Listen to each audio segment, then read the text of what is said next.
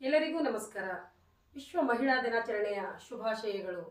ಈ ಶುಭ ದಿನದಂದು ನಮ್ಮ ಹೆಮ್ಮೆಯ ಹೆಣ್ಣು ಮಗಳಾದ ಶ್ರೀಮತಿ ಶ್ರೀದೇವಿ ಹೂಗಾರ್ ಅವರು ಕರ್ನಾಟಕದ ಮೊಟ್ಟ ಮೊದಲ ಮಾಸ್ಟರ್ ಮೈಂಡ್ ಟ್ರೈನರ್, ಕವಿ, ಸಾಹಿತಿ ಹಾಗೆ ಇನ್ನಿತರ ಸಮಾಜಮುಖಿ ಕಾರ್ಯಗಳಲ್ಲಿ ತೊಡಗಿರ್ತಕ್ಕಂತಹ ನೇರ ದಿಟ್ಟ ನಿರಂತರವಾಗಿರ್ತಕ್ಕಂತಹ ಮಹಿಳೆಯ ಜೊತೆಗೆ ನಿಮ್ಮ ಜೊತೆ ವಿವೇಕ್ ಪಾಡ್ಕಾಸ್ಟನ್ನು ಪ್ರಾರಂಭಿಸ್ತಾ ಇದ್ದೀವಿ.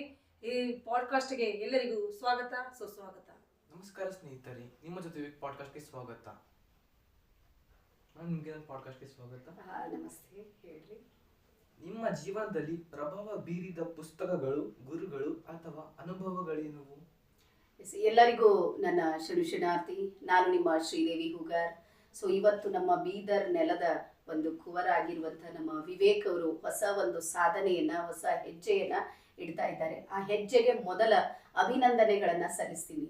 ಏಕೆಂದ್ರೆ ಈ ಒಂದು ಫೀಲ್ಡ್ ಏನಿದೆ ಇದು ಎಲ್ಲರಿಗೂ ಧೈರ್ಯ ಮಾಡ್ಲಿಕ್ಕೆ ಆಗೋದಿಲ್ಲ. ಮಾಡೋ ಕನಸು ಎಲ್ಲರಿಗಿರುತ್ತೆ, ಅದ್ರ ಒಂದು ಹೆಜ್ಜೆ ಇಡೋದಿದಿಲ್ಲ. ಆ ಹೆಜ್ಜೆಗೆ ನಾನು ಅಭಿನಂದನೆಗಳನ್ನ ಸಲ್ಲಿಸುತ್ತಾ ಇವತ್ತು ನನಗೆ ನಾನು ಪ್ರೆಸೆಂಟ್ ಮಾಡುವಂತ ಒಂದು ಪ್ರಕ್ರಿಯೆ ಇವತ್ತು ನಡೀತಾ ಇದೆ. ಅದರಲ್ಲಿ ಮೊದಲನೇ ಪ್ರಶ್ನೆ ಯಾವುದು ಅಂದ್ರೆ, ನನಗೆ ನನ್ನ ಜೀವನದಲ್ಲಿ ಪ್ರಭಾವ ಬೀರಿರುವಂತಹ ವ್ಯಕ್ತಿಗಳಲ್ಲಿ ಮೊದಲ ವ್ಯಕ್ತಿ ಯಾರು ಅಂದ್ರೆ ನನಗೆ ನನ್ನ ತಾಯಿ. ಸೊ ನನ್ನ ತಾಯಿಯ ಸ್ವಭಾವ ಏನಿತ್ತು ಅದು ನನ್ನ ಮೇಲೆ ಪರಿಣಾಮ ಬೀರಿತು. ಅವಳ ಹತ್ರ ಇರುವಂತ ಒಂದು ಭಾವ, ಆ ಭಾವನಾತ್ಮಕ ಜಗತ್ತು ಅಂತ ಏನಿತ್ತು ಅದು ನನ್ನ ತಾಯಿಯಿಂದ ನಾನು ಕಲ್ತೀನಿ. ಅದಾದ್ಮೇಲೆ ನನ್ಗಿರುವಂತಹ ಪ್ರೈಮರಿ ಟೀಚರ್ಸ್ ಅವ್ರು ನನ್ನ ಮೇಲೆ ಜಾಸ್ತಿ ಪ್ರಭಾವ ಬೀರಿತು. ಆಮೇಲೆ ನಿಮ್ಗೆಲ್ಲ ಗೊತ್ತಿರ್ಬೋದು, ನಾವು ಬಾಲ್ಯದಲ್ಲಿದ್ದಾಗ ಸ್ವಲ್ಪ ಭಕ್ತಿ ಭಾವದ ಪಾಠಗಳು ಜಾಸ್ತಿ ಇದ್ವು. ಹಾಗಾಗಿ ಒಂಥರ ಅದು ಇಮೋಷನಲಿ ಕನೆಕ್ಷನ್ ಜೊತೆಗೆ ಸ್ಪಿರಿಚುವಲ್ ಕನೆಕ್ಷನ್ ಇತ್ತು. ಅದು ಬಾಲ್ಯದಿಂದಲೇ ನನಗೆ ಬೆಳೆದಿದ್ದು. ಹಾಗೆ ಪುಸ್ತಕಗಳಿಗೆ ಬಂದಾಗ ಸಾಕಷ್ಟು, ಸುಮಾರು ನನ್ನ ಪ್ರಕಾರ ನನಗೆ ನನ್ನ ಅಂದಾಜಿನಿಂದ ನಾನು 1,000 ಪುಸ್ತಕಗಳನ್ನ ಓದಿನಿ. ಹಾಗಾಗಿ ಯಾವ ಪುಸ್ತಕ ಶ್ರೇಷ್ಠ ಇತ್ತು, ಯಾವ ಪುಸ್ತಕ ಕಡಿಮೆ ಇತ್ತು ಅಂತ ಏನಿಲ್ಲ. ಪ್ರತಿಯೊಂದರಿಂದನೂ ನಾನು ಕಲ್ತೀನಿ, ಅದ್ರ ಬಗ್ಗೆ ನಾನು ಅರ್ಥ ಮಾಡ್ಕೊಂಡಿನಿ, ಅದನ್ನ ನನ್ನ ಜೀವನದಲ್ಲಿ ನಾನು ಅಳವಡಿಸ್ಕೊಂಡಿನಿ. ಎಷ್ಟೋ ಸಲ ನಾನು ಅನ್ಕೊಂಡಿರುವಂಥದ್ದೇ ಬೇರೆ ಆಗಿತ್ತು, ಪುಸ್ತಕದಲ್ಲಿ ಹೇಳಿದ್ದೇ ಬೇರೆ ಆಗಿತ್ತು. ಅಲ್ಲಿ ಬಹಳ ಸಲ ನನಗನಿಸ್ತಿತ್ತು ನಾನೆಲ್ಲೋ ತಪ್ಪು ದಾರಿ ನಡೀತಾ ಇದ್ದೀನೇನೋ, ಪುಸ್ತಕದಲ್ಲಿ ಹೀಗೆ ಹೇಳಿದೆ. ಆ ನಂತರ ನನಗೆ ಗೊತ್ತಾಯ್ತು ಆ ಕವಿಯ ಕವಿತ್ವದಲ್ಲಿ ಅವ್ರು ಏನು ಅನ್ಕೊಂಡಾರ ಅದು ಅವ್ರಿಗೆ ಸತ್ಯ ಇರ್ಬೋದು, ಬಟ್ ನಾನೇನು ಅನ್ಕೋತಾ ಇದ್ದೀನಿ ನಂದು ಒಂದ್ ಕಡೆ ಎಲ್ಲೋ ಒಂದ್ ಕಡೆ ಸತ್ಯ ಇದೆ ಅಂತೇಳಿ ಅಂದ್ಕೊಂಡು ನಾನು ಸಾಕಷ್ಟು ಜೀವನದಲ್ಲಿ ಮುಂದುವರ್ದೀನಿ ಅಂತ ಹೇಳಿ ಅನ್ಕೊಂಡಿನಿ. ಅದರಲ್ಲಿ ಒಂದು ಯೋಗಾನಂದ, ಪರಮಹಂಸ ಯೋಗಾನಂದರ ಒಂದು ಪುಸ್ತಕ, ಅದು ನನ್ನ ಮೇಲೆ ಬಹಳ ಅಂದ್ರೆ ಧ್ಯಾನದ ಬಗ್ಗೆ ಇರ್ಬೋದು, ತಪಸ್ಸಿನ ಬಗ್ಗೆ ಇರ್ಬೋದು, ಅಥವಾ ಯೋಚನೆಗಳ ಬಗ್ಗೆ ಇರ್ಬೋದು, ಮನಸ್ಸನ್ನ ಆಳಕ್ಕೆ ಡೆಪ್ತ್ ಆಗಿ ಕರೆದುಕೊಂಡು ಹೋಗೋದಕ್ಕೆ ಯಾವ ರೀತಿ ಧ್ಯಾನವನ್ನ ಬಳಸ್ಕೊಳ್ಬೇಕು ಅನ್ನುವಂಥದ್ದು ಪರಮಹಂಸರ ಜೀವ ಚರಿತ್ರೆಯಿಂದ ನಾನು ಕಲ್ತಿದ್ದು. ಅದಾದ್ಮೇಲೆ ನನ್ನ ಮೇಲೆ ಸಾಕಷ್ಟು ಪ್ರಭಾವ ಬೀರಿರುವ ಮೊಟ್ಟ ಮೊದಲ ಒಂದು ಮಹಾನ್ ಚೇತನ ಯಾರು ಅಂದ್ರೆ ಡಾಕ್ಟರ್ BR ಅಂಬೇಡ್ಕರ್. ಸೊ ನಮಗೆ ಬಾಲ್ಯದಲ್ಲಿ ಬಹಳ ಬಡತನ ಇತ್ತು, ಊಟಕ್ಕೆ ಸಿಗ್ತಾ ಇರಲಿಲ್ಲ, ಅಂಥದ್ದೊಂದು ಪರಿಸ್ಥಿತಿ ಇತ್ತು. ಅವಾಗ ನಾನು ಪ್ರತಿ ಸಲಾನು ನನ್ನ ಮೈಂಡಲ್ಲಿ ಯಾರಿಗೆ ಎಕ್ಸಾಂಪಲ್ ತಗೋತಿದ್ದ ಅಂದ್ರೆ ಡಾಕ್ಟರ್ BR ಅಂಬೇಡ್ಕರ್ ಅವ್ರಿಗೆ. ಮತ್ತೆ ನಾನು ಕಂಪ್ಯಾರಿಸನ್ ಮಾಡ್ತಿದ್ದೆ ಅವ್ರ ಜೊತೆಗೆ, ಯಾಕಂದ್ರೆ ಅವ್ರದ್ದು ತಾಯಿ ಇರಲಿಲ್ಲ, ಬಡತನ ಪರಿಸ್ಥಿತಿ ಇತ್ತು, ಇಂಥವೆಲ್ಲ. ಹಾಗಾಗಿ ಅಲ್ಲಿ ನಂದು ಅವ್ರದ್ದು ಸಿಮಿಲರ್ ಅನಿಸ್ತಿತ್ತು ನನಗೆ. ಹಾಗಾಗಿ ಯಾವಾಗ ಅವ್ರು ಬೆಳೆದಾರಂದ್ರೆ ನಾವ್ಯಾಕೆ ಬೆಳೆಯೋದಿಲ್ಲ, ಅವ್ರು ಕಷ್ಟಪಟ್ಟಾರಂದ್ರೆ ನಾವ್ಯಾಕೆ ಕಷ್ಟಪಡಬಾರ್ದು, ಈ ರೀತಿ ಅಂತಹ ಚೇತನ ಶಕ್ತಿಯನ್ನ ನಾನು ನನ್ನ ಜೀವನದಲ್ಲಿ ಅದನ್ನ ಅವ್ರ ಬಗ್ಗೆ ನಾನು ಅರ್ಥ ಮಾಡ್ಕೊಳ್ಳೋದಕ್ಕೆ ಶುರು ಮಾಡಿದೆ, ಹೆಜ್ಜೆಗಳಿಡೋದಕ್ಕೆ ಶುರು ಮಾಡಿದೆ. ಅದಾದ್ಮೇಲೆ ಈ ಸಂಘಟನೆಗಳಿಗೆ ಬಂದಾಗ, ಅಂದ್ರೆ ಒಂದು ಸಂಘಟನೆಯನ್ನ ಮಾಡಿ ಎಲ್ಲರನ್ನ ಕರೆದುಕೊಂಡು ಹೋಗುವಂಥದ್ದು ಇದೆಯಲ್ಲ, ಅದು ಸ್ವಾಮಿ ವಿವೇಕಾನಂದರ ಬಹಳ ಬಹಳ ಅದ್ಭುತವಾಗಿರುವಂಥದ್ದು.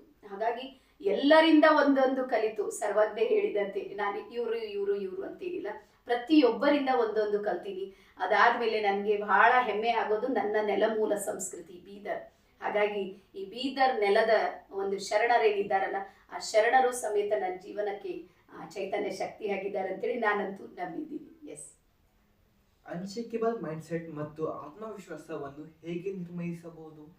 ಅನ್ಶೇಕಬಲ್ ಮೈಂಡ್ಸೆಟ್, ಓಕೆ. ಸೊ ನಾನು ಎಲ್ಲರಿಗೆ ಹೇಳೋದು ಏನು ಅಂದ್ರೆ, ನಮ್ಮ ಮೈಂಡ್ ಇದೆ ನೋಡ್ರಿ, ಮೈಂಡ್ ಅಂದ್ರೆ ನಮ್ಮ ಮನಸ್ಸು. ನಮ್ಮ ಮನಸ್ಸು ಅಸ್ಥಿರವಾಗಿರುವಂಥದ್ದು, ಅದು ಸ್ಥಿರತೆ ಅನ್ನುವಂಥ ಕಲ್ಪನೆ ಮಾತ್ರ, ಅದು ಸತ್ಯ ಅಲ್ವೇ ಅಲ್ಲ. ಸೊ ಪ್ರತಿ ದಿನಕ್ಕೂ 24 ಅವರ್ಸ್ನಲ್ಲಿ ಸುಮಾರು ಏನಿಲ್ಲ ಅಂದ್ರೆ 60,000 ವಿಚಾರಗಳು ನಮ್ಮ ಮನಸ್ಸಿನಲ್ಲಿ ಬರುತ್ತೆ. ಹಾಗಾಗಿ ನಾವು ಶೇಕ್ ಆಗೋದೇ ಇಲ್ಲ ಅನ್ನುವಂಥದ್ದು ಇದೆಯಲ್ಲ, ಅದು ಬರೀ ಕಲ್ಪನೆ ಅಥವಾ ಭ್ರಮೆ. ಶೇಕ್ ಆಗ್ತೀವಿ ನಾವು, ಆದ್ರೆ ನಮ್ಮಲ್ಲಿ ಏನಾದರೂ ಕಮಿಟ್ಮೆಂಟ್ ಇದೆ, ನಾನು ಮಾಡೇ ಮಾಡ್ತೀನಿ ಅನ್ನುವಂಥ ಸಾಧ್ಯತೆಗಳು ನನ್ನ ಹತ್ರ ಏನಾದ್ರೂ ಇದೆ ಅಂದ್ರೆ ಆ ವೇವ್ಸ್ಗಳು ಓಡ್ತಾ ಇರುವಂತ ಮನಸ್ಸಿನ ವೇವ್ಸ್ಗಳು ತರಂಗಗಳಿವೆಯಲ್ಲ ಅವುಗಳನ್ನ ಒಂದು ಕಡೆಗೆ ತಂದು ಒಂದು ಕಾರ್ಯದ ಮೇಲೆ ನಾವು ಹಚ್ಬೋದು. ಅದಕ್ಕೆ ಹೇಳ್ತೀನಿ ಯಾವಾಗಲೂ ಫೋಕಸ್ ಆನ್ ಒನ್ ವರ್ಕ್. ಒಂದು ಕೆಲಸದ ಮೇಲೆ ನಾವು ಫೋಕಸ್ ಮಾಡಿದ್ರೆ ಅದು ಶೇಕ್ ಆಗೋದಿದೆಯಲ್ಲ, ಅದು ಪರ್ಸೆಂಟೇಜ್ ಕಡಿಮೆ ಆಗುತ್ತೆ, ಝೀರೋ ಅಂತೂ ಆಗೋದಿಲ್ಲ. ನಾನು ಮೈಂಡ್ ಮಾಸ್ಟರ್ ಆಗಿ ಹೇಳ್ತೀನಿ, ಮನಸ್ಸಿಗೆ ಝೀರೋ ಲೆವೆಲಿಗೆ ತೊಗೊಂಡು ಬರ್ತೀನಿ, ಮನಸ್ಸು ಅಲಗಾಡ್ಲಾರ್ದಂಗೆ ನಾನು ಮಾಡ್ತೀನಿ, ಅಥವಾ ಅದು ಏನು ಮಾಡ್ಲಾರ್ದಂಗೆ ನಾನು ಏನು ಹೇಳ್ತೀನಿ ಅದನ್ನೇ ಮಾಡುತ್ತೆ ಮನಸ್ಸು. ಅದು ಅಸಾಧ್ಯವಾಗಿರುವುದು. ಅದರ ಸ್ವಭಾವಗಳು ಏನಿವೆ ಅಲ್ಲ ಮನಸ್ಸಿಂದು, ಅದು ಇಳಿಮುಖ ಚಲನೆ ಇದೆ. ಇಳಿಮುಖ ಅಂದ್ರೆ ಅದು ನೆಗೆಟಿವೇ ಹೋಗುತ್ತೆ, ನೀವೆಷ್ಟು ಮಾಡ್ರಿ ಮತ್ತೆ ಮತ್ತೆ ಹೋಗುತ್ತೆ. ಈಗ ನಮ್ಮ ಕೆಲಸ ಏನು ಅಂದ್ರೆ ಅದು ಹೋದಾಗ ಒಂದ್ಸಲ ನಾನು ಅದಕ್ಕೆ ಪಾಸಿಟಿವ್ ಆಗಿ ಮಾಡಬೇಕು. ಇದು ಒಂದು. ಅದಾದ್ಮೇಲೆ ನೆಕ್ಸ್ಟ್ ಯಾವ ಪ್ರಶ್ನೆ ಇತ್ತು? ನೆಕ್ಸ್ಟ್ ಆತ್ಮವಿಶ್ವಾಸವನ್ನು ಹೇಗೆ ನಿರ್ಮಿಸಬಹುದು? ಆತ್ಮವಿಶ್ವಾಸ. ಎಸ್. ಸೊ ನನಗೆ ಒಂದು ವಿಷಯ ಯಾವಾಗಲೂ ಹೇಳ್ತೀನಿ, ಶ್ವಾಸ ಇದೆಯಲ್ಲ, ಆ ಶ್ವಾಸದ ಮೇಲೆ ವಿಶ್ವಾಸ ಎಷ್ಟು ಸತ್ಯ ಇದೆಯಲ್ಲ ಅಷ್ಟೇ ನಮಗೆ ಆತ್ಮದ ಮೇಲೂ ವಿಶ್ವಾಸ ಇರಬೇಕು. ನಾನು ಮಾಡೇ ಮಾಡ್ತೀನಿ, ಇಡೀ ಪ್ರಪಂಚ ಹೇಳಿ ಇದು ನಿಮ್ಗೆ ಆಗೋದಿಲ್ಲ ಅಂತೇಳಿ ನೀವು ಕಣ್ಣು ಮುಚ್ಚಿ ಒಂದ ನಿಮಿಷ ನೀವು ಯೋಚನೆ ಮಾಡ್ರಿ, ಎಸ್ ನನಗಿದು ಸಾಧ್ಯ ಇದೇನಾ ಇಲ್ಲ, ಕ್ವಶನ್ ಹಾಕ್ರಿ, ಸುಮ್ಮನೆ ನಿಂತು ಬಿಡ್ರಿ, ಆಪ್ಷನ್ ಬಿಟ್ಟು ಹಾಕ್ರಿ. ಆ ಕ್ಲಿಯರ್ ಮಾಡೋದಕ್ಕೆ ನಿಮಗೆ ನೀವು ಟೈಮ್ ಕೊಡ್ರಿ. ಅವಾಗ ನಿಮ್ಮ ಒಳಗಿನ ವಿಶ್ವಾಸ ಹೇಳುತ್ತೆ ಇದು ನಿನಗೆ ಸಾಧ್ಯ ಇದೆ, ನೀನು ಮಾಡು. ಯಾವಾಗ ನಮ್ಮ ಒಳಗಿನ ಆತ್ಮವಿಶ್ವಾಸ ಹೇಳುತ್ತೆ ನೋಡ್ರಿ ಇದು ಮಾಡೋದಕ್ಕೆ ಸಾಧ್ಯ ಇದೆ ಅಂತ, ಪ್ರಪಂಚದ ಯಾವ ಶಕ್ತಿಗಳಿಗೂ ಸಮೇತ ಅದನ್ನ ತಡೆಯೋ ಸಾಮರ್ಥ್ಯ ಇಲ್ಲ. ಆದ್ರೆ ಒಂದು ನಮ್ಮ ವಿಶ್ವಾಸ ಇದೆಯಲ್ಲ ಅಷ್ಟು ಗಟ್ಟಿಯಾಗಿರ್ಬೇಕು. ನಮ್ಮ ವಿಶ್ವಾಸ ಏನಾದ್ರೂ ಅಲುಗಾಡ್ತು ಕೆಲಸ ಆಗೋದಿಲ್ಲ. ಹಾಗಾಗಿ ನಾನು ಯಾವಾಗ್ಲೂ ಎಲ್ಲರಿಗೂ ಹೇಳೋದು ಏನು ಅಂದ್ರೆ, ನಿಮ್ಮ ಮೇಲೆ ನೀವು ವಿಶ್ವಾಸ ಕಳ್ಕೊಬೇಡ್ರಿ. ನೋಡ್ರಿ, ಜೀವನ ಬರುತ್ತೆ, ಸಂಘರ್ಷಗಳು ಎಲ್ಲರಿಗೂ ಇವೆ. ಹೋರಾಟ ಯಾರ ಜೀವನದಲ್ಲಿ ಇರಲಿಲ್ಲ ಹೇಳ್ರಿ? ನನಗೆ ಪ್ರತಿಯೊಬ್ಬರಿಗೆ ಇದ್ದಿದ್ದೆ. ಆದ್ರೆ ಅದ್ರ ಜೊತೆಗೆ ನಾನು ಇದನ್ನ ಮಾಡ್ತೀನಿ. ಮತ್ತೆ ಯಾವಾಗಲೂ ಒಂದು ನೆನಪನ್ನ, ನಿನ್ನ ವಯಸ್ಸು ಸಣ್ಣದಿದೆ, ಒಂದನ್ನ ಹೇಳ್ತೀನಿ, ನಮ್ಮ ಡ್ರೀಮ್ ಎಷ್ಟು ದೊಡ್ಡದಾಗಿರುತ್ತೆ ಸಂಘರ್ಷಗಳು ಅಷ್ಟೇ ದೊಡ್ಡದಾಗಿರುತ್ತೆ. ಅದಕ್ಕೆ ಯಾವಾಗಲೂ ಹೇಳ್ತಾರೆ, ಒಂದು ಸಣ್ಣ ಜೋಪಡಿ ಕಟ್ಟೋದಿದೆ, ಗುಡಿಸಲು ಕಟ್ಟೋದಿದೆ, ಎಷ್ಟು ದಿನ ಟೈಮ್ ಬೇಕು ಅದಕ್ಕೆ? ಎಷ್ಟು ದಿನ ತಗೋದು? 2 ಅಥವಾ 3 ಭಾಳ ಬೆಸ್ಟ್ ಡೆಕೋರೇಟ್ ಎಲ್ಲ ಮಾಡಿ ಒಂದು ಗುಡಿಸಲು ಹಾಕ್ತಾ ಇದ್ದಾನೆ ವ್ಯಕ್ತಿ, ಅದು 1 ವಾರದಲ್ಲಿ ಮುಗಿಯುತ್ತೆ. ಅದೇ ನಾವು ಮೈಸೂರು ಅರಮನೆ ಕಟ್ಬೇಕಂದ್ರೆ ಸುಮಾರು ಏನಿಲ್ಲ ಅಂದ್ರೆ 10 ವರ್ಷ ಬೇಕು. ಹಾಗಾಗಿ ನೀವು ಡಿಸೈಡ್ ಮಾಡ್ಬೇಕು, ನಿಮ್ಮ ವಿಶ್ವಾಸ ಕೇಳಬೇಕು. ನೀವು ಕಟ್ಟೋದು ಗುಡಿಸಲು ಇದೆನಾ ಮೈಸೂರು ಅರಮನೆ ಇದೆ? ನಾನು ಡಿಸೈಡ್ ಮಾಡ್ದ ಈ ಫೀಲ್ಡಿನ ಮೈಸೂರು ಅರಮನೆ ಕಟ್ಟಬೇಕು ನಾನು ಅಂತೇಳಿ ನಾನು ನಿಂತ. ನನಗೆ ಎಲ್ಲರೂ ಅಂದ್ರು ಇದು ಆಗೋದಿಲ್ಲ. ಸ್ಪೆಷಲಿ ನಾವು ಹೆಣ್ಮಕ್ಳಿಗೆ ಇವತ್ತು ಮಹಿಳಾ ದಿನಾಚರಣೆ ಇದೆ, ಸಾಕಷ್ಟು ಸಲ ನಮ್ಗೆ ಯೋಚನೆ ಮಾಡ್ತೀವಿ, ಕೆಲವೊಂದು ಪ್ಯಾಟರ್ನ್ಗಳ ನಮ್ಮ ಮೈಂಡಲ್ಲಿ ನಿರ್ಮಾಣ ಮಾಡ್ಕೊಂಡಿವಿ, ಇದು ಗಂಡು ಮಕ್ಳಿಗೆ ಸಾಧ್ಯ ಇದೆ, ಇದು ಹೆಣ್ಮಕ್ಳಿಗೆ. ಹಂಗೇನು ಇಲ್ಲ, ಪ್ರತಿಯೊಂದನ್ನ ಇಬ್ರು ಸಾಧನೆಯನ್ನ ಮಾಡ್ಬೋದು. ಹಾಗಾಗಿ ನಮಗೆ ಬೇಕಾಗುವ ಮೂಲ ಅಸ್ತ್ರ ಯಾವುದು ಅಂದ್ರೆ ನಮ್ಮ ವಿಶ್ವಾಸ. ಲೈಫ್ನಲ್ಲಿ ತೊಂದರೆಗಳು ಬರುತ್ತೆ, ಮತ್ತೆ ನಾನು ಆಕ್ಚುಲಿ ಹೇಳ್ತೀನಿ, ಯೂನಿವರ್ಸ್ ನಮಗೆ ಪರೀಕ್ಷೆ ಮಾಡುತ್ತೆ. ಯೂನಿವರ್ಸ್ ಅಥವಾ ಪರಮಾತ್ಮ, ಭಗವಂತ ಏನಾದ್ರೂ ತಿಳ್ಕೊರಿ, ಅದು ನಮಗೆ ಪರೀಕ್ಷೆ ಮಾಡುತ್ತೆ. ಯಾಕೆ ಪರೀಕ್ಷೆ ಮಾಡುತ್ತೆ ಅಂದ್ರೆ ಅದು ಕೊಟ್ಟರು ನಾವು ನಿಭಾಯಿಸ್ತೀವ ಇಲ್ಲ ಅಂತ ಹೇಳಿ. ಆ ಪರೀಕ್ಷೆಯಲ್ಲಿ ನಾವು ಸಕ್ಸಸ್ ಆಗಬೇಕು ಅಂದ್ರೆ ತೊಂದರೆಗಳು ಬಂದಿರ್ತಾವ, ಅವುಗಳನ್ನ ನಾವು ಫೇಸ್ ಮಾಡೋದು ಕಲಿಬೇಕು. ಆ ಡ್ಯೂರೇಷನ್ ಇರುತ್ತೆ ನೋಡ್ರಿ, ಅದನ್ನ ನಾವು ಅರ್ಥ ಮಾಡ್ಕೊಂಡ್ರೆ 100% ಸಕ್ಸಸ್ ಆಗ್ತೀವಿ. ಅದಕ್ಕೆ ಹೇಳ್ತೀನಿ, ನಂದು ಎಲ್ಲಾ ರಹಸ್ಯದ ಮೂಲ ಯಾವ್ದಂದ್ರೆ ಬಹಳ ಜಬರ್ದಸ್ತ್ ಆತ್ಮವಿಶ್ವಾಸ. ಮತ್ತು ಒಂದ್ಸಲ ನನ್ಗೆ ಅನಿಸ್ತು ಇಲ್ಲಿ ಎಸ್ ನಾನು ಮಾಡ್ಬೋದು, ನಿಲ್ಲೋದಿಲ್ಲ ನಾನು. ಮತ್ತೆ ನನಗಿಲ್ಲ ಅನಿಸ್ಬೇಕು, ಎಲ್ಲರೂ ಹೇಳ್ಬೇಕಿಲ್ಲ ಮ್ಯಾಮ್ ನೀವು ಮಾಡ್ಬೋದು. ಆದ್ರೆ ನಾನು ಕುಂತೀನಿ, 10 ನಿಮಿಷ ಟೈಮ್ ಕೊಟ್ಟಿನಿ, ನನ್ಗೆ ಅನಿಸ್ತಿದ್ದು ನನಗೆ ಸಾಧ್ಯ ಇಲ್ಲ ಅಂದ್ರೆ ನಾನು ಮಾಡೋದೇ ಇಲ್ಲ. ಯಾರು ಏನಾದರೂ ಹೇಳಿ ಅದು ಎಷ್ಟಾದರೂ ಬೆನಿಫಿಟ್ ಆಗಲಿ, ನನಗೆ ಎಷ್ಟು ಲಕ್ಷನೂ ನನ್ನ ಅಕೌಂಟಲ್ಲಿ ಬರುತ್ತೆ, ಬಟ್ ಅದು ನನಗೆ ಬೇಡ ಅನಿಸಿದ್ರೆ ನಾನು ಮಾಡೋದಿಲ್ಲ. ಇದು ನನ್ನ ಸೀಕ್ರೆಟ್. ಎಸ್. ಯಾರು ಬೇಕಾದರೂ ತಮ್ಮದೇ ಆದ ಮಾಸ್ಟರ್ ಮೈಂಡ್ ಗ್ರೂಪ್ ರಚಿಸಬಹುದೇ? ನೋ, ಸಾಧ್ಯ ಇಲ್ಲ. ಯಾಕೆ ಸಾಧ್ಯ ಇಲ್ಲ ಅಂದ್ರೆ ಇದು ನಮ್ದೊಂದು ಸಿಸ್ಟಮ್ ಇದೆ. ಯಾವ ರೀತಿ ಗೌರ್ಮೆಂಟ್ ಸಿಸ್ಟಮ್ಗಳಿರ್ತಾವಲ್ಲ, ಸರ್ಕಾರದ ನಿಯಮಗಳಿರ್ತಾವೆ, ಹಾಗೆ ಇದು ನಿಯಮ ಇದೆ. ಇದಕ್ಕೆ ಒಂದು ಸಂಘ ಸಂಸ್ಥೆಗಳು, ಗ್ರೂಪ್ಸ್ಗಳಿವೆ, ಅವರಿಗೆ ಇರುವಂಥ ಪರ್ಮಿಷನ್ ಜೊತೆಗೆ ಮತ್ತೆ ಇದು ಕಲಿಬೇಕು. ನೀವು ಬರೀ ಸರ್ಟಿಫಿಕೇಟ್ ತಗೊಂಡು ಸಂಘ ಹುಟ್ಟು ಹಾಕಿದ್ರೆ ಮಾಸ್ಟರ್ ಮೈಂಡ್ ಟ್ರೈನರ್ ಆಗೋದಿಲ್ಲ. ಇದಕ್ಕೆ ಒಂದೇನು ಸಪೋರ್ಟಿವ್ ಸಿಸ್ಟಮ್ ಬೇಕು. ಆ ಸಪೋರ್ಟಿವ್ ಸಿಸ್ಟಮ್ ಯಾರು ಕೊಡ್ತಾರೆ ಅಂದ್ರೆ ನಮಗೆ ನಮ್ಮ ಸೀನಿಯರ್ಸ್ ಕೊಡ್ತಾರೆ. ಈಗ ನಾನು ಕರ್ನಾಟಕದ ಮೊದಲ ಮಾಸ್ಟರ್ ಮೈಂಡ್ ಟ್ರೈನರ್ ಆಗಿನಿ ಅಂದ್ರೆ ನನಗೆ ನ್ಯಾಷನಲ್ ಲೆವೆಲ್ನಿಂದ ಸಪೋರ್ಟ್ ಇದೆ. ಪ್ರತಿ ವಾರಕ್ಕೆ ಒಂದ್ಸಲ ನಮ್ಮ ಕೋರ್ಸ್ಗಳು ನಡೆಯುತ್ತೆ. ಅದಾದ್ಮೇಲೆ ನಮ್ಮ ಮಾಸ್ಟರ್ ಮೈಂಡ್ ಟ್ರೈನಿಂಗ್ ಏನಿದೆ ನೋಡ್ರಿ, ಅದು ಬಹಳ ಡೇಂಜರ್ ಇರುವಂಥದ್ದು. ಅಂದ್ರೆ ನಾವು ಗ್ಲಾಸ್ ವಾಕ್ ಮಾಡಿಸ್ತೀವಿ, ಗಾಜಿನ ಮೇಲೆ ನಡೆಸ್ತೀವಿ ಎಲ್ಲರಿಗೂ. ಈಗ ನೀವು ವಿದೌಟ್ ಟ್ರೈನ್ಡ್ ನೀವು ಗಾಜಿನ ಮೇಲೆ ನಡೆಯೋದಕ್ಕೂ ಸಾಧ್ಯ ಇಲ್ಲ, ನಡೆಸೋದಕ್ಕೂ ಸಾಧ್ಯ ಇಲ್ಲ. ಇಲ್ಲಾಂದ್ರೆ ಕಾಲೆಲ್ಲ ಸೀಳ್ಬಿಟ್ಟು ಹಾಸ್ಪಿಟಲಲ್ಲಿ ಅಡ್ಮಿಟ್ ಆಗಿರ್ತೀರಿ. ಹಾಗಾಗಿ ಕೆಲವೊಂದು ಇರ್ಬೋದು, ಕೆಲವೊಂದು ಕೋರ್ಸ್ಗಳಿವೆ, ಅವ್ರವರೇ ಹುಟ್ಟು ಹಾಕೋದು, ಅವ್ರವರೇ ತೊಗೊಂಡು ಹೋಗೋದು ಆಗ್ತಾ ಇರ್ಬೋದು. ಬಟ್ ಈ ಮಾಸ್ಟರ್ ಮೈಂಡ್ ಹಂಗಲ್ಲ. ಇಲ್ಲಿ ಬಹಳ ಪರಿಣಿತರ ಮಧ್ಯದಲ್ಲಿ ಮಾಡಬೇಕಾಗಿರುವಂಥದ್ದು. ಮತ್ತೆ ಮಿನಿಮಮ್ 6 ತಿಂಗಳ ಪ್ರಯತ್ನ ಬೇಕಿಲ್ಲ. ಮಿನಿಮಮ್ 6 ತಿಂಗಳು ಸತತ ಪ್ರತಿದಿನಾನು 7-8 ತಾಸು ಯಾರು ಫೋಕಸ್ ಮಾಡಿ 6 ತಿಂಗಳ ತನಕ ಕೆಲಸ ಮಾಡ್ತಾರ ಅವರು ಅವ್ರದೇ ಆಗಿರುವಂತ ಕೆಲಸವನ್ನ ಮಾಡ್ಕೋಬಹುದು. ಬಟ್ ಅಲ್ಲಿ ಗೈಡೆನ್ಸ್ ಅಗತ್ಯ ಇದೆ. ಒಬ್ಬ ಕೋಚ್ನ ಅಗತ್ಯ ಇರುವಂತಹ ಫೀಲ್ಡ್ ಯಾವ್ದಿದೆ ಅಂದ್ರೆ ಇದು ಮಾಸ್ಟರ್ ಮೈಂಡ್ ಇದೆ ಒಂದು. ಆಮೇಲೆ ಅವರೇ ಮಾಡ್ತೀನಿ ಅನ್ನೋದಕ್ಕೆ ಇಲ್ಲಿ ಸಾಧ್ಯತೆಗಳಿಲ್ಲ. ಸೀನಿಯರ್ ಅಂತೂ 100% ಬೇಕು. ಎಸ್, ನೀವು ಫೇಸ್ಬುಕ್ ಲೈವ್ 500 ದಿವಸ ಮಾಡಿರಿ, ಅದು ಹೇಗೆ ಸಾಧ್ಯ? ಸೊ ಏನಾಯ್ತು, ಕರೋನಾ ಬಂದಾಗ ನಿಮಗೂ ಎಲ್ಲರಿಗೂ ಗೊತ್ತು, ಎಲ್ಲರಿಗೂ ಕಾಡಿರುವಂತ ದೊಡ್ಡ ಪ್ರಶ್ನೆಗಳಲ್ಲಿ ಒಂದು ಯಾವುದು ಅಂದ್ರೆ ಒಂಟಿತನ. ನಾವೆಲ್ಲರೂ ಮನೇಲಿ ಒಬ್ರೊಬ್ರೇ ಇದ್ದೀವಿ.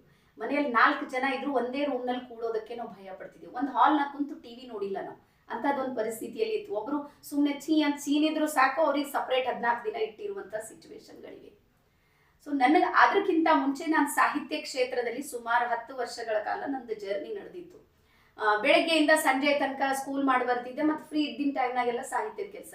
ಹಾಗಾಗಿ ಹಗಲು ರಾತ್ರಿ ಒಂದು ಬಿಸಿ ಶೆಡ್ಯೂಲ್ ಅನ್ನ ನನಗೆ ನಾನು ನಿರ್ಮಾಣ ಮಾಡ್ಕೊಂಡಿದ್ದೆ, ಮತ್ತು ನಾನು ಖುಷಿಯಾಗಿದ್ದೆ. ನನಗೆ ಅದು ಯಾವುದು ಆ ಥರ ಇರಲಿಲ್ಲ. ಯಾವಾಗ ಕೊರೋನಾ ಬಂತು ನಾನು ಒಂಟಿ ಆಗ್ಬಿಟ್ಟ, ಮನೆಯಲ್ಲಿ ಯಾರೂ ಇಲ್ಲ. ಆಮೇಲೆ ಬುಕ್ಸ್ಗಳನ್ನ ಸ್ಟಡಿ ಮಾಡೋದಕ್ಕೆ ಶುರು ಮಾಡಿದೆ. ಅದಾದ್ಮೇಲೆ ನಮ್ಮ ಮನೆಯವ್ರು, ನಾನು ಯಜಮಾನ್ರು ಪೊಲೀಸ್ ಇಲಾಖೆಯಲ್ಲಿ ಅವ್ರು ಹೋಗಿ ಹೊರಗೆ ಸೇವೆ ಕೊಟ್ಟು ಬರ್ತಿರು. ನನಗೆ ಬ್ಯಾಡ್ ಫೀಲ್ ಏನು ಅಂದ್ರೆ ನಾನು ಏನು ಸೇವೆನೇ ಕೊಡ್ತಾ ಇಲ್ಲ, ಏನು ಕೊಡೋಣ.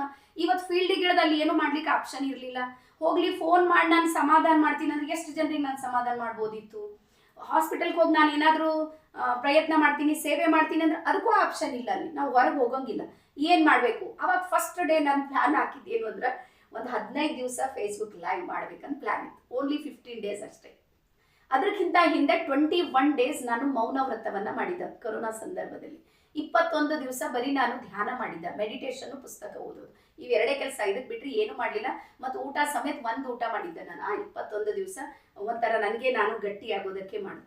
21 ಡೇಸ್ ಆದಮೇಲೆ ನಾನೇನು ಸ್ಟಡಿ ಮಾಡಿದ್ದೆ 21 ದಿವಸ, ನಾನು ಕೆಲವೊಂದು ಅನುಭವಗಳು ನನ್ನ ಒಳಗೆ ಆವಿರ್ಭಾವ ಆಗಿವು.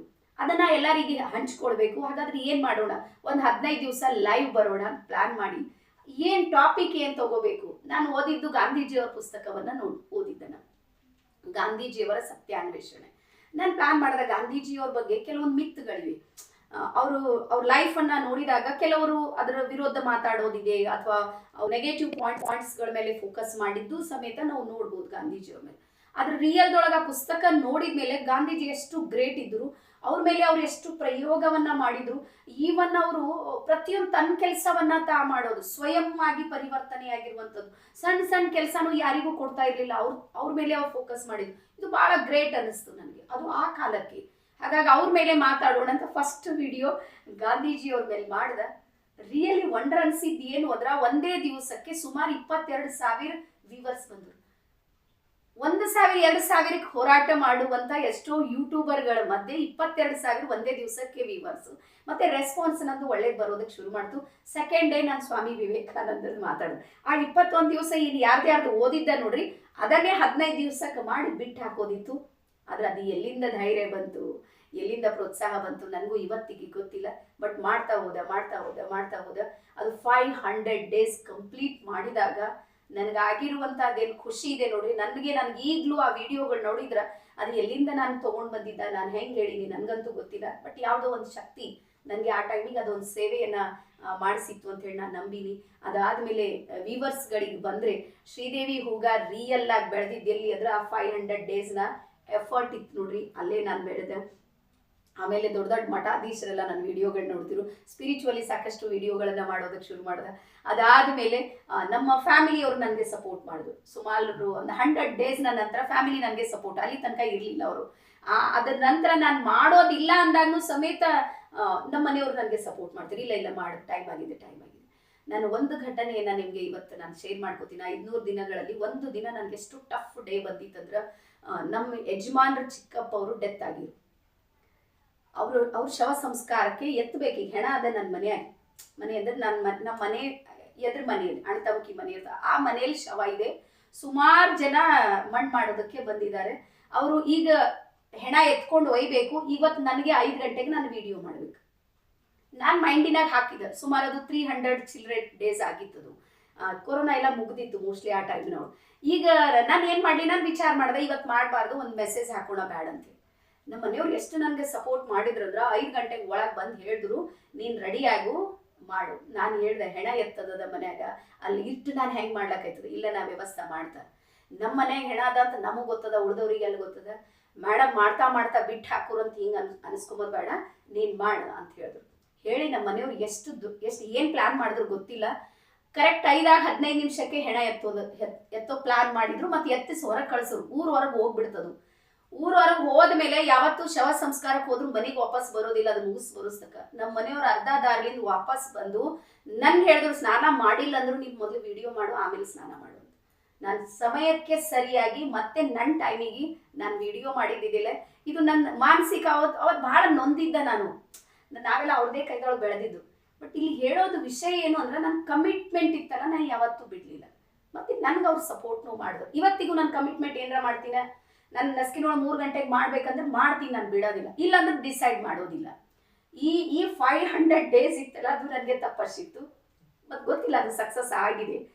ಇಂತಿಂಥ ಸಂದರ್ಭ ಬಂದು ಕೆಲವೊಂದ್ಸಲ ಊರಿಗೆ ಹೋಗೋದು ಬರ್ತಿತ್ತು ನನಗೆ ಆ ಒಂದು ಟೈಮ್ನಲ್ಲಿ, ಅಥವಾ ಏನೋ ಒಂದು ಘಟನೆಗಳು ನಡೀತಾ ಇದ್ದು, ಅಥವಾ ಅದೇನೋ ಎಷ್ಟು ದೊಡ್ಡ ಚಾಲೆಂಜ್ ಅಂದ್ರೆ, ನಾನು ವಿಡಿಯೋ ಮಾಡೋದಕ್ಕೆ ಬರಬೇಕು, 8-10 ಜನ ಮನೆಗೆ ಬಂದಿರ್ತೀರಿ ಯಾರು, ಅಷ್ಟೋ ಜನರಿಗೆಲ್ಲ ಅಂಗಳ ಕೂಡಿಸ್ಬೇಕು, ಅಲ್ಲೇ ವ್ಯವಸ್ಥೆ ಮಾಡಬೇಕು, ನಾನು ಇಲ್ಲಿ ಕುಂತು ವಿಡಿಯೋ ಮಾಡ್ತಿದ್ದೆ. ಈ ರೀತಿ ಪರಿಸ್ಥಿತಿಗಳನ್ನು ಸಮೇತ ನಾವು ಆ ಟೈಮ್ನ ಫೇಸ್ ಮಾಡೀವಿ. ಬಟ್ ಮಾಡಿ ಫೇಸ್ಬುಕ್ಕಿನಿಂದ ನಮ್ಮದು ಫೇಸ್ ಎಲ್ಲರಿಗೆ ಪರಿಚಯ ಆಯಿತು. ಈ ಕೆಲಸಗಳು ನಡೆದು. ಸೊ ಗ್ರ್ಯಾಟಿಟ್ಯೂಡ್ ನಾನು ಯೂನಿವರ್ಸಿಗೆ ಮಾಡ್ತೀನಿ, ಮತ್ತು ಸಪೋರ್ಟಿವ್ ಸಿಸ್ಟಮ್ಗೆ ಮಾಡ್ತೀನಿ. ಇವತ್ತಿಗೂ ಇನ್ನೂ ನನಗೆ ನೆನಪಿದೆ, ಮೊನ್ನೆ ಸುಮ್ಮನೆ ನೋಡೋಣ ಅಂತ ನಾನು ವಿಡಿಯೋ ಮಾಡಿದ್ದೆ ಫೇಸ್ಬುಕ್ನಲ್ಲಿ. ಅಲ್ಲೂ ಸಮೇತ 10-15 ಸಾವಿರ ವ್ಯೂವರ್ಸ್ ಇದ್ರು. ನಂದು ಇವತ್ತಿಗೂ ವೈಬ್ರೇಷನ್ ಇನ್ನೂ ಅಲ್ಲಿ ವರ್ಕ್ ಮಾಡ್ತಾ ಇದೆ ಅಂತೇಳಿ ಅನಿಸಿತ್ತು. ಓಕೆ.